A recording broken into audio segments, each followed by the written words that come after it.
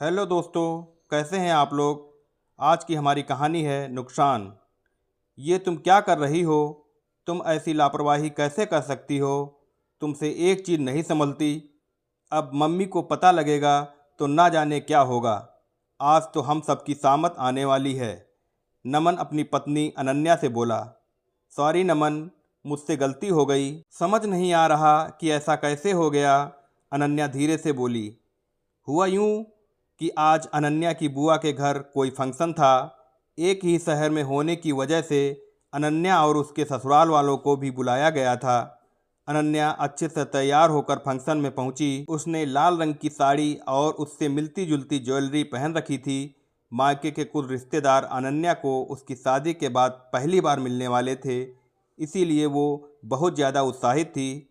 अनन्या ने अपनी 5 साल की बेटी को भी सोने की चेन पहना रखी थी। हालांकि उसकी सास नहीं चाहती थी कि वो इतनी छोटी बच्ची को चेन पहनाए, लेकिन अनन्या ने कहा कि आज वहाँ मेरे मायके के काफ़ी रिश्तेदार होंगे और मेरी दादी भी होंगी। प्रिया को ये चेन दादी ने ही दी है तो वो देखकर खुश होंगी। इसीलिए फिर सासू माँ ने कुछ नहीं कहा। अनन्या सबसे मिलने के बाद अपनी बेटी को खाना खिलाने एक तरफ बैठ गई। तभी उसने देखा कि प्रिया के गले में उसकी चेन नहीं है। ये देखकर अनन्या की डर के मारे हालत खराब हो गई। कहाँ जा सकती है चैन? उसने आसपास सब जगह देखा। अनन्या ने अपने पति नमन के पास जाकर उसे सारी बात बताई। जब नमन को यह बात पता लगी तो वो भी अनन्या पर गुस्सा होने लगा। मम्मी ने मना किया था कि इतनी छोटी बच्ची को सोने की चेन मत पहनाओ, लेकिन तुम्हें तो पता नहीं क्या दिखावा करना था। अब भुगतो। तुम्हें पता है कि मम्मी को पता लगेगा तो वो कितना गुस्सा होंगी। नमन, मैंने तो इतने ध्यान से चेन लॉक की थी, ना जाने कैसे कहीं गिर गई। सब तरफ रिश्तेदार थे, अनन्या तो रो भी नहीं सकती थी। उसने बाहर जाकर अपनी गाड़ी के आसपास भी देखा कि कहीं गिर गई हो तो दिख जाए। रात को सब घर जाकर सोने चले गए। उस समय किसी का ध्यान प्रिया के गले की तरफ नहीं गया। अगले दिन तो घर में ये बात सबको बतानी थी। नमन ने अपनी मम्मी को चेन खोने की बात बताई। बहू, ऐसी लापरवाही तुम कैसे कर सकती हो? मैंने तुम्हें मना किया था, लेकिन मेरी बात नहीं मानी। अब इस नुकसान की भरपाई कौन करेगा? क्या तुम्हारे मम्मी पापा इस नुकसान को भरेंगे या तुम्हारी बुआ, जिनके फंक्शन में तुम बढ़ चढ़कर ज्वेलरी पहनकर गई थी? सोना खोना अच्छा नहीं होता, ना जाने अब और क्या होगा। कामिनी जी गुस्से से बोली। लेकिन मम्मी जी, इसमें मेरे मम्मी पापा की क्या गलती है? वो क्यों ये नुकसान भरेंगे? गलती तो मुझसे हुई है। आपको जो सज़ा देनी है मुझे दीजिए। अनन्या रोते हुए बोली। जब तुमने चेन खोई है तो उन्हें ही ये नुकसान भरना पड़ेगा। इतनी लापरवाह बेटी पैदा करने की सज़ा तो मिलेगी ना। नहीं मम्मी जी, मेरी गलती की सज़ा मेरे मम्मी पापा नहीं भुगतेंगे। मैं आपसे अपनी गलती की माफ़ी मांगती हूँ। इंसान हूँ, मुझसे भी कोई गलती हो सकती है। तभी अनन्या के ससुर जी बोले।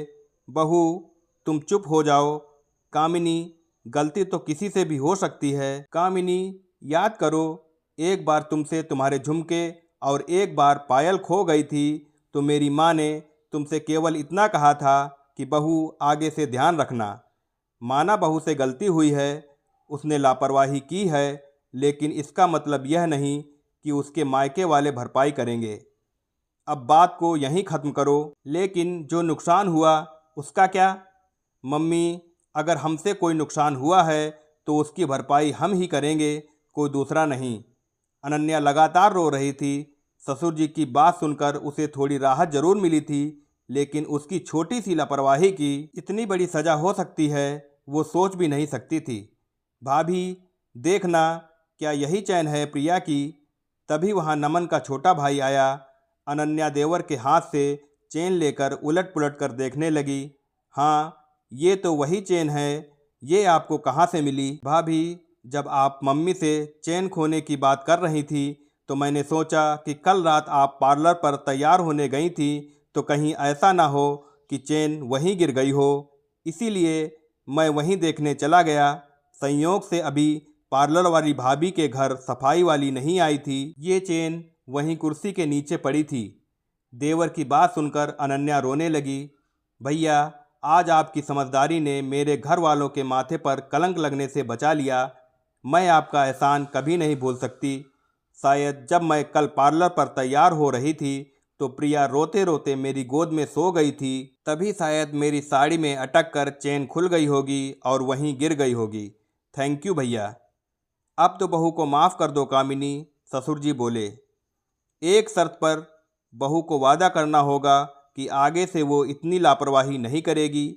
मम्मी जी, मैं वादा करती हूँ, लेकिन मेरी गलती की सज़ा मेरे माता पिता को कभी मत दीजिएगा। अनन्या की आंख से लगातार आंसू बह रहे थे। सास ने भी उसे गले से लगाकर प्यार और अपनत्व का एहसास करा दिया। दोस्तों, कैसी लगी कहानी? अपनी प्रतिक्रिया अवश्य दें।